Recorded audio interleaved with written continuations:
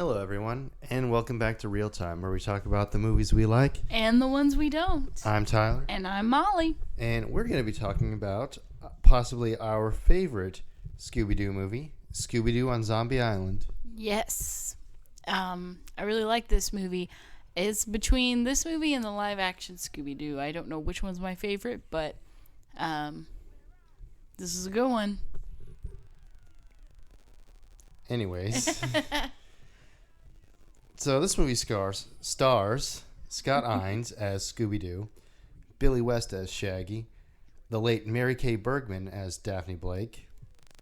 Some of you may know her as most of the women characters on South Park, and Batgirl on Batman the Animated Series. She unfortunately committed suicide in the late 90s to early 2000s. And... late 90s, and her talent is very sorely missed. Frank Welker plays Fred, of course. Yep. He's been doing that for almost 60 years now. Wow, that's impressive. And he still sounds the same. Yeah, that's also impressive, yeah. B.J. Ward plays Velma. Adrienne Barbeau, also from Batman the Animated Series, plays Simone Lenoir. I'm not too worried about spoilers for this movie. It's over 20 years old as the main bad guy of this movie. Yeah. When was this movie released? 98. Oh, yeah. So it is 1 year younger than me. Tara Strong, also from Batman. That's kind of weird. Yeah, lots of Batman people. Although she wasn't Batgirl until after Mary Kay Bergman, and she's been Batgirl quite a bit since then, but her more well known roles in Batman are Harley Quinn. Yeah, pretty cool. She plays Lena Dupree, the basically Simone's right hand woman. Yeah, I guess that's what you want to call her. Yeah. Cam Clark plays Detective Bo Neville, the detective who's undercover as a gardener who's investigating the disappearances of people around the bayou. Yeah. I'm not sure if he has played someone in Batman. I wouldn't be surprised, but a lot of people will know him best as the voice of Leonardo on the 80s Ninja Turtles cartoon. Oh, okay. As well as Liquid Snake from Metal Gear Solid. Jim Cummings plays Jacques the Ferryman, as well as Morgan Moonscar, the ghost pirate who is trying to warn everyone to stay away from the island. Yeah, pretty spooky. Oh my gosh, that's hard to say. Pretty spooky dude. Of course, this being a 90s cartoon, Jim Cummings is definitely making an appearance, so that's no surprise to anyone. Mark Hamill, another Batman actor. Yeah. Which makes sense. This movie was made by Warner Brothers. Yep, that does make sense. Plays Snakebite Scruggs, a hick out in the bayou trying to catch this catfish. Yeah, he's kind of like a red herring character, one of those suspicious characters, but he, actually doesn't have anything to do with the mystery. Basically, no. He just shows up every now and again to be upset at Shaggy and Scooby for making him not get his fish. Yep. That would make me upset too, I guess.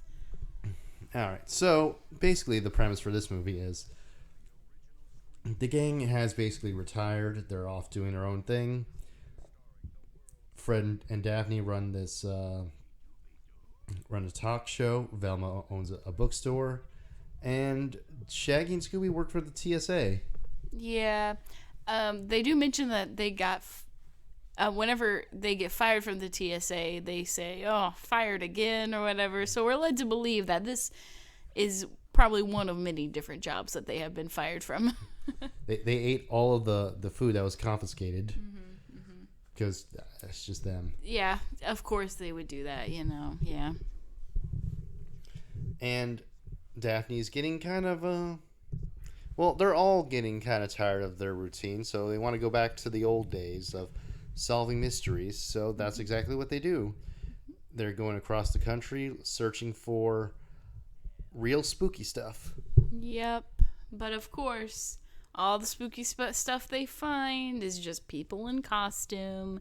So they're trying to find something that's actually real. And they do find something that's actually real. They're brought to Moonscar Island by Lena, who tells them, "Hey, we got spooky stuff. If you want to come." That's what they do.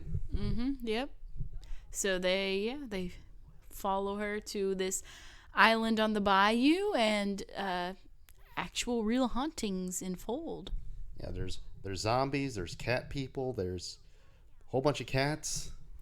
Yeah. Pretty cool stuff.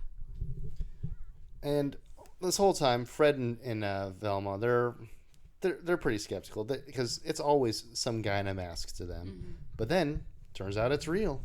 Yeah.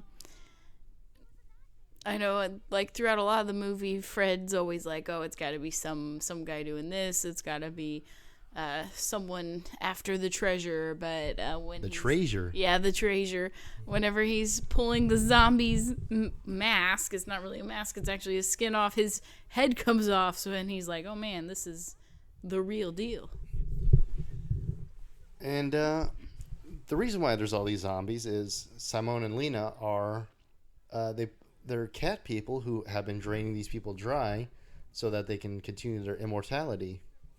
Because they originally started this to get revenge on the pirates who killed all of their family and friends, and it just kept going from there. You can't stop. Once you've had one, you got to have more. Yeah. Which, at the beginning, we kind of see where they're coming from. Yeah, they want revenge since these pirates did kill everyone they know. Fed them to alligators. Yeah, but, as the years go on, they keep killing innocent people, so that's no good. Yeah, and the ferryman, he just wanted to be a cat guy, I guess. Yeah, and they needed someone to, drive people to the island, so, yeah. Hiring a ferryman is a good idea. And they never considered getting Scruggs into this because he's just too ornery for them. Yeah, probably. He don't care about nobody. All he cares about is fishing and his pig. He's got a pig. So this was one of the first step forwards that the Scooby Doo series took into more darker territory.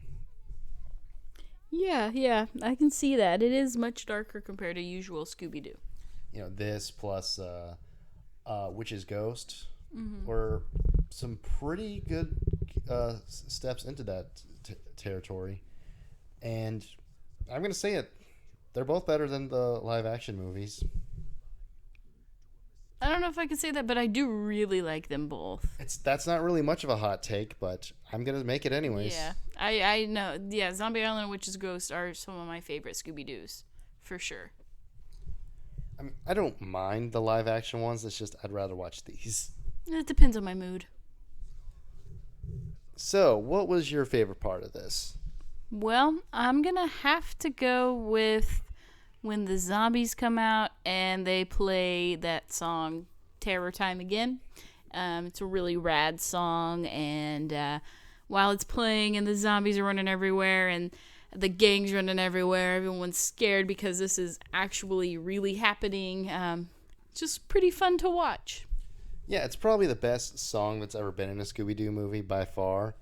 And it's a shame that we can't really find this version of it on Spotify. Yeah, I have it on my Halloween playlist, but it's from it's from a different artist. So yeah, it's just a cover. And hey, Warner Brothers, it'd be really nice if you could just release that album. That'd be really nice. Yeah. Put it on Spotify, please. Yeah, it would help out my Halloween playlist a lot.